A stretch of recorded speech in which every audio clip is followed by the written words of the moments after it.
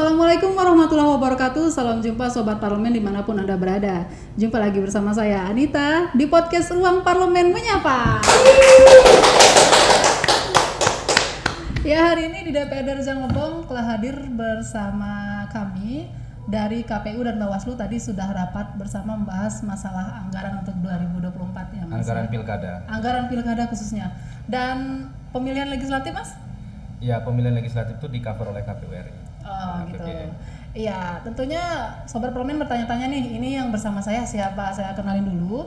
Beliau adalah Bapak Buyono, biasa kita akrabnya manggilnya Mas Yono. Siap. Ya, salah satu anggota komisioner KPU yang terpilih beberapa waktu yang lalu ya Mas ya. Kita ada berapa anggota komisioner Mas? Ada 5 orang. 5 orang dan salah satunya adalah Mas Yono, dan kali ini kita bakal ngobrol-ngobrol seputar mengenai persiapan pelaksanaan pemilu tahun 2024. Nah, Mas Yono ini kan sudah digembar-gemborkan nih masalah 2024. Ini tanggal pastinya untuk 2024 itu berarti terbagi dalam beberapa pemilihan ya Mas ya. Ada pemilihan legislatif. Iya, di 2024 itu ada 2 jenis pemilihan umum. Oh, 2. Jadi ada pemilihan umum legislatif dan presiden dan wakil presiden, kemudian ada lagi nanti pilkada. Nah, di pemilihan umum legislatif dan presiden dan wakil presiden itu di tanggal 14 Februari 2024. Nah, sedangkan untuk pilkada itu sementara ini di bulan November, tapi ada wacana untuk dimajukan ke September. Namun itu belum final. Untuk pilkada itu sendiri serentak juga se-Indonesia? Iya, serentak se-Indonesia. Oh, cuma tanggalnya yang belum pasti ya Mas ya? Iya, nanti ada kepastian dari KPU RI. Oke, untuk yang sudah pasti ini sendiri untuk yang pemilihan legislatif dan presiden. Presiden dan wakil presiden, yaitu di tanggal 14 Februari 2024. Sebentar lagi ya, ini udah besok berapa hari lagi kita? September, Iya.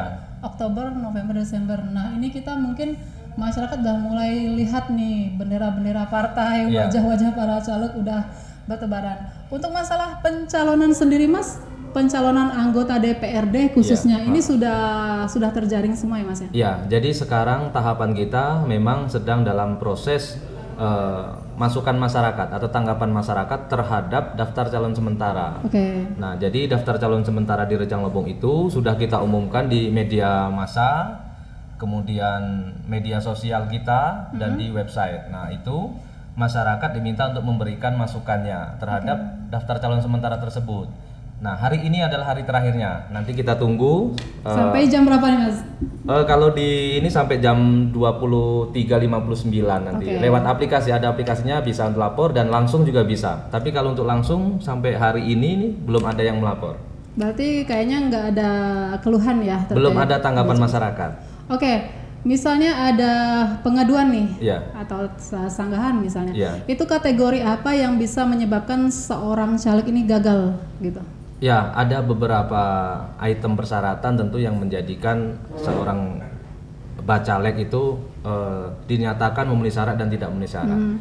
Nah, itu mereka yang ingin memberikan masukan masyarakat itu harus menyertakan KTP dan bukti-bukti otentik terhadap bacalek tersebut. Nah, nanti kita akan verifikasi kebenarannya, kita akan klarifikasi. Nah, akan kita lakukan hal itu secara selektif dan tentu membutuhkan proses. Jadi tidak serta-merta kemudian begitu ada masukan masyarakat bacalek itu gagal atau TMS gitu. Ada penyelidikan khusus juga ya? Iya, Mas, ada ya? verifikasi terlebih dahulu. Karena mungkin kita udah dengar beberapa waktu yang lalu ada caleg yang pakai ijazah palsu gitu ya. Jadi mungkin dengan proses penyaringan ini mudah-mudahan kedepannya tidak terdapat masalah lagi dalam proses penjaringan caleg ya Mas ya. Untuk di Rejang Lebong sendiri Mas, dari keempat dapil, udah berapa bacalek yang daftar Mas? Itu ada lebih dari 500-an orang ya, yang tersebar di 4 dapil di Rejang Lebong. Nah, jadi di tahapannya itu waktu itu pendaftaran dulu, pendaftaran partai politik, peserta pemilunya kan di KPU RI, kemudian verifikasi hingga kemudian pendaftaran bacaleknya. Nah, di pendaftaran bacalek kemarin juga ada yang dinyatakan tidak memenuhi syarat, kemudian diganti oleh partai politiknya. Jadi jumlahnya itu ada yang berkurang seperti itu. Nah, jadi ada beberapa partai yang mengajukan jumlah caleg, misalnya partai A mengajukan 20 bacalek dan ternyata yang dinyatakan memenuhi syarat itu hanya 10 seperti itu. Nah, jadi jumlahnya tidak sama. Ada yang tidak, partai itu tidak mendaftarkan bacalek sama sekali juga ada di Rejang Ada Lebong. juga ya? Ada. Jadi dari peserta pemilu itu ada 18 partai politik secara nasional, itu hanya 17 partai politik di Rejang Lebong yang memiliki bacalek. Dari semua 17 itu jumlah totalnya 500 tadi ya? Lebih, 500-an, ya, 500-an kurang lebihnya. Iya. Untuk pendaftaran sendiri Mas, dari 500 itu nantinya semuanya nanti akan berkompetisi di 14 Februari 2024 dan Iya. itu yang jumlah 500-an itu khusus DPRD kabupaten aja Iya. atau udah campur dengan provinsi? Enggak, itu khusus Rejang Lebong, di 4 dapil di Rejang Lebong. Jadi Rejang Lebong itu terbagi 4 dapil. Jadi ada dapil 1 itu Kecamatan Curup, Bermani Ulu, Bermani Ulu Raya, dan Curup Utara. Ya. Kemudian dapil 2-nya Selupu Rejang, Sindang Klingi, dan Sindang Dataran. Dapil 3-nya itu Padang Ulak Tanding, Sindang Beliti Ilir, Binduriang, Sindang Beliti Ulu, dan Kecamatan Kota Padang. Nah, dapil 4-nya itu dapil kota.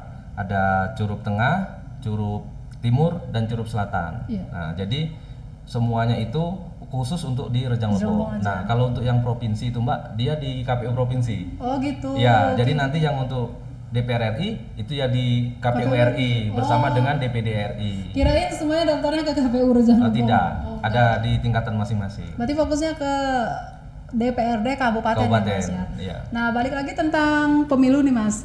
Evaluasi saat kejadian pemilu yang lalu Iya. itu kan Penyelenggara. Ya? banyak kejadian yang tidak diinginkan itu ke Iya. salah satunya beberapa yang kejadian anggota PPS ada yang Meninggal. meninggal Iya. kelelahan dan sebagainya. Antisipasi dari KPU sendiri Mas untuk tahun ini apa sih? Ya, jadi pada waktu 2019 itu ratusan Iya, ratusan banyak penyelenggara pemilu itu meninggal dunia yang diduga sebagian besar itu akibat kelelahan. Iya, betul. Kemudian ada penyakit lain lah, penyakit penyerta. Nah, jadi sebagai antisipasi KPU RI itu menetapkan di PKPU nomor 8 tahun 2022 itu syarat untuk menjadi KPPS kelompok penyelenggara pemilu itu berusia maksimal 55 tahun. Oh. Nah, jadi kalau dulu itu hanya diberikan batas usia minimal 17 tahun tapi tidak disertakan batasan Batas usia maksimal, maksimal. ya. Kalau sekarang ada minimalnya 17 tahun, maksimal 55 tahun. Kemudian tidak memiliki penyakit-penyakit, ada di situ keterangannya. Ya apa ya? Nanti di situ rigid lah. Ya, ada penyakit soal penyakit yang bawaan. dilarang ya, yang kemudian dianggap sebagai Beresiko. penyakit yang berisiko menyebabkan kematian. Iya. Kayaknya lebih secure kalau kayak gitu ya Mas ya. Iya. Jadi terpantau. Mudah-mudahan lah. Itu sebagai mitigasi kita Iya. supaya tidak lagi terjadi kejadian di 2019. Iya betul. Tapi sebenarnya kita lebih berharap kalau untuk menjadi petugas itu karena tugasnya ini berat banget Berat, iya, ya. berat. Lebih ke anak-anak muda lah ya dan paru-paru kayak gitu. Kayak saya gini ya. Iya. Mas Yono kan masih 18 tahun kalau nggak salah. Ya, ya. 18 lebih dikit lah. Oke, Mas Yono kalau untuk kembali lagi ke bacalek nih, ini kayaknya didominasi anak muda ya Mas ya?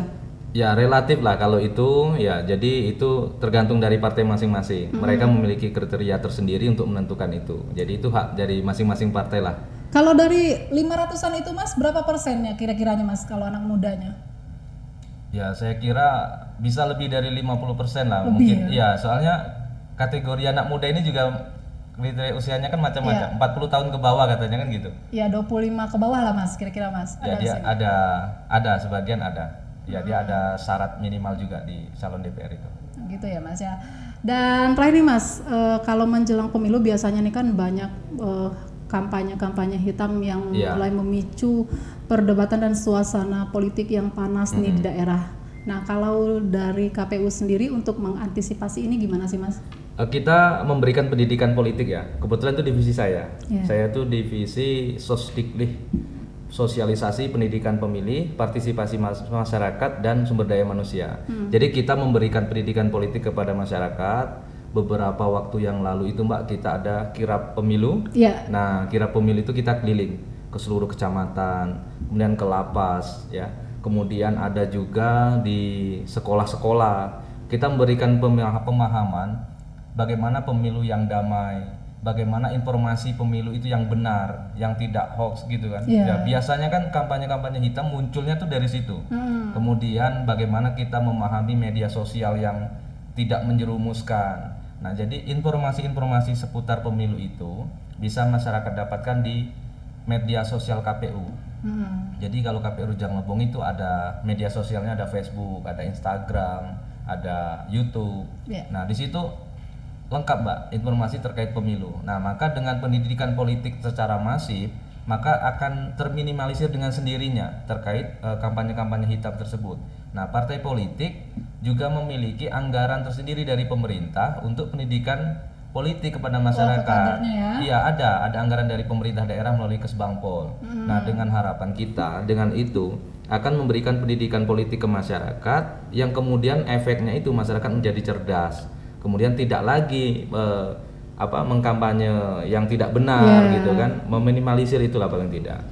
Pokoknya kita doakan mudah-mudahan pemilu tahun ini berjalan sukses, lancar ya Mas ya, tidak ada kendala yang berarti dan semuanya sehat-sehat ya, dan kita dapat memilih pemimpin yang terbaik untuk kita semua. Oke Mas, mau nanya lagi nih masalah seputar netralitas ASN di pilkada ini. Kalau TNI Polri kan udah jelas nih mereka nggak punya hak pilih, tapi kalau ASN mereka punya hak pilih, tapi di satu sisi mereka juga harus bersikap netral nih. Kalau arahan dari Mas Yono nih sebagai Komisioner KPU kepada para ASN dalam menjalankan tugasnya tuh untuk tetap netral di era pemilu ini Mas. Ya jadi ASN itu memang tidak boleh memihak lah, seperti itu bahasanya, tapi memiliki hak pilih. Nah jadi ada batasan-batasan di dalam aturan baik itu dari ASN itu sendiri ya maupun dari penyelenggara pemilu. Ya, nanti ada di Bawaslu juga ada aturannya, di KPU juga ada. Nah jadi ASN itu memang tidak boleh menghadiri kampanye seperti itu. Salah satunya itu. Jadi ya kalau menurut saya untuk ASN patuhi saja batasan-batasan yang ada di ASN. Kalau dulu tuh ada PP nomor 10 ya kalau nggak salah tentang disiplin pegawai kan tidak kalau boleh. Kalau edaran bupati ada, dari Mendagri juga ada kan? Lupa nomornya. Ya, yang jelas patuhi aja itu, namun tetap jangan lupa menggunakan hak pilihnya karena dia punya hak pilih. Ya sebenarnya ini menjadi sebuah hal yang menarik ketika seseorang mempunyai hak pilih tapi terbatas dalam gerakan mereka ya. Nanti kita akan cover juga untuk sosialisasi tentang itu supaya semuanya itu tercover. Jadi Mbak ini seperti kami kemarin melaksanakan sosialisasi pemilu itu di lapas. Jadi lapas ini kan menjadi tempat yang terbatas ya aksesnya untuk orang masuk. Nah kemudian kami sebagai penyelenggara pemilu wajib mengakses itu. Jadi mereka yang memiliki hak pilih tetap mendapatkan informasi sebagai pemilih. Mereka nggak bingung partainya berapa, siapa aja orangnya yang mau nyalon terus seperti itu. Gimana mereka mau mengetahui caleg ini kompeten atau enggak nih kalau calegnya nggak kampanye di dalam lapas Mas? Makanya itu nanti ada mekanisme sendiri yang mengatur tentang proses kampanye di situ. Tapi paling tidak kami sebagai penyelenggara pemilu itu memberikan informasi terkait proses pemilu di Indonesia ini seperti apa. Ketika mereka di lapas, bagaimana cara mereka memilihnya, siapa saja yang bisa mereka pilih, karena di Rejang Lebong itu tidak semuanya warga Rejang Lebong. Iya betul. Dan tidak semuanya mereka dalam satu dapil. Nah satu lagi tuh Mas kayak asrama tentara. Nah tentara itu kan nggak milih, tapi ibu-ibunya milih. Nah terus ibu-ibunya rata-rata kan bukan dari Curup. Nah mereka nggak kenal nih sama para caleg, tapi caleg nggak boleh kampanye ke dalam gitu. Nah itu ada nanti dari KPU bisa mengaksesnya untuk memberikan pendidikan politik di situ, menginformasikan tentang pemilu di situ. Jadi kayak sekarang itu lebih mudah Mbak. Jadi akses itu bisa diakses dengan tidak secara langsung datang ke situ. Contohnya pengumuman DCS, daftar calon sementara. Nanti ada pengumuman daftar calon tetap. Itu kita umumkan secara masif di media sosial. Walaupun mereka di mana saja berada bisa melihat. Ya, misalnya di luar negeri, di luar daerah itu bisa melihat caleg atau bacalek, sekarang bacalek ya, yang ada di Rejang Lebong. Berarti kalau kita mau simpelnya buka aja Instagram KPU Rejang Lebong. Iya ada, itu tersebar di medsos kita ada, semuanya ada. Nah balik lagi masalah pemilih nih Mas, kalau misalnya kita sendiri pengen tahu nih kita udah masuk belum di daftar pemilih nih. Nah nanti kita milihnya di TPS berapa tuh gimana Mas? Ya jadi kita itu ada aplikasi, aplikasi itu namanya situs ya website ya, website itu namanya cekdptonline.kpu.go.id. Nah, jadi ketika cek di situ, nanti kawan-kawan tinggal masukkan nick-nya. Nah, masukkan nick, nanti akan muncul. Kawan-kawan itu milihnya di mana?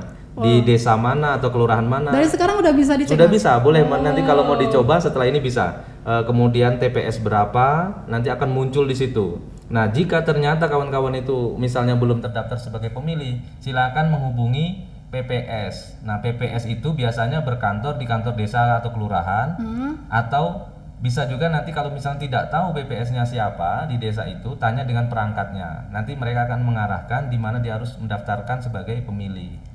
Mas, misalnya kita di aplikasi ada nih, Ya. kita TPS berapa, tapi kita nggak dapat undangan memilih nih, misalnya dari pihak desa mungkin tidak mengirimkan undangan, boleh nggak kita datang ke TPS cukup menunjukkan aplikasi itu aja tanpa menunjukkan undangan? Ya, salah satu syarat memilih itu sekarang harus memiliki EKTP. Nah, dan di informasi terakhir dari Dukcapil itu yang penting sekarang ketika dia misalnya alasannya karena belangko habis, itu masyarakat bisa tetap melakukan rekaman EKTP di Dukcapil, kemudian nanti minta ada buatkan KTP sementara itu? bukan KTP sementara, Mbak, dia ada KTP digital sekarang itu. Jadi nanti ada notifikasinya yang itu dikonfirmasi dari Dukcapil, nanti akan muncul. Jadi sama persis, jadi di handphone, tapi itu sama seperti KTP, jadi itu sah, itu gitu diakui oleh negara. Jadi yang belum punya KTP elektronik langsung ke Capil aja. Rekaman, yang penting rekaman. Jadi sekarang silakan masyarakat melakukan rekam data terlebih dahulu. Yang penting rekaman dulu. Jadi syarat untuk menjadi pemilih itu salah satunya dia harus memiliki KTP elektronik. Jadi kita tinggal tunjukkan aja. Misalnya kita punya KTP elektronik juga nih, Mas. Kita tunjukkan KTP kita aja, kita udah boleh milih ya, Mas ya? Iya, jadi itu salah satu syaratnya. Salah satu syaratnya memang harus memiliki KTP elektronik, atau dia kan nanti terdaftar sebagai pemilih di daftar pemilih ya di DPT. Karena kan kalau dulu sempat yang nggak dapat undangan nggak bisa milih, akhirnya hak pilihnya nggak terlalu. Ya, ketika mereka tidak memiliki identitas sama sekali yang memuatkan memang dia sebagai pemilih situ, tentu tidak bisa. Jadi memang harus ada persyaratan-persyaratan tertentu yang membuat dia itu menjadi legal, sah secara hukum, memang dia memiliki hak pilih. Kemudian Mas, misalnya di hari pemilihan itu kita sedang di luar kota, nggak bisa juga ya Mas ya? Ya, kalau itu namanya pindah memilih, tapi itu ada tahapannya, Mbak. Jadi untuk pindah memilih itu bisa diproses, tidak kemudian di hari H itu prosesnya. Nggak bisa mendadak, ya. Tidak bisa, dia harus ada aturannya, mekanismenya, yaitu pendaftaran pemilih tambahan itu di 30 hari sebelum hari pemungutan suara. Sebulan. Ya, jadi kalau misalnya mbaknya ini misalnya pindah tugas di situ, itu harus membuat nanti laporan, kemudian dibuat kenapa pindah memilih di situ atau alasan ikut suami bekerja, bekerjanya di mana, itu harus jelas. Ada dokumen-dokumen yang harus dilengkapi. Ya, misalnya kan lagi liburan ya, siapa tahu lagi jalan-jalan, pemilu, nggak bisa langsung mau nyoblos, nggak bisa. Sebulan sebelum hari H ini harus melapor ke aparat desa atau PPS ya Mas ya? Ya, jadi kalau kayak di lapas itu kan banyak orang luar pekerjanya ya, misalnya pegawainya. Nah itu mereka nanti bisa sebagai pemilih di situ, milih di lapas, tapi hanya satu surat suara, yaitu untuk surat suara presiden dan wakil presiden jika dia berasal dari luar provinsi Bengkulu. Ya. Kalau pilek dia nggak bisa ya? Kalau di provinsi Bengkulu, misalnya dia orang kota Bengkulu, itu bisa dapat, tapi nanti untuk DPD-nya saja, DPD sama DPR RI sama presiden dan wakil presiden. Nah, sementara kalau untuk DPRD provinsi dan DPRD kabupaten itu tidak bisa, karena dapilnya beda. Kita di DPRD provinsi kan dapil 4, Rejang Lebong dan Lebong. Nah, jadi yang DPRD Rejang Lebong lokal kan, jadi nggak bisa mereka. Nah gitu tuh, akhirnya udah jelas semua nih yang kita penasaran selama ini udah terjawab sama Mas Yono. Oke Mas Yono, terima kasih banyak atas waktunya. Kapan-kapan kita jumpa lagi. Dan Sobat Parlemen, demikianlah obrolan kami bersama Komisioner KPU Bapak Buyono, dan kita bakal jumpa lagi di podcast lainnya dengan topik-topik hangat lainnya. Dan akhirnya saya Anita beserta Mas Yono pamit undur diri. Assalamualaikum warahmatullahi wabarakatuh. Waalaikumsalam. Mas Yono, kita punya jargon nih kalau saya bilang parlemen berdaya, jawabnya Rejang Lebong bercahaya. Oh gitu ya, tapi saya nggak boleh pakai ini. Nggak boleh pakai nomor ya? Nggak boleh. Oke, nanti saya aja. Maksudnya kayak gini nggak boleh juga? Nggak boleh Nggak juga. boleh. Oke, parlemen berdaya, Rejang Lebong bercahaya.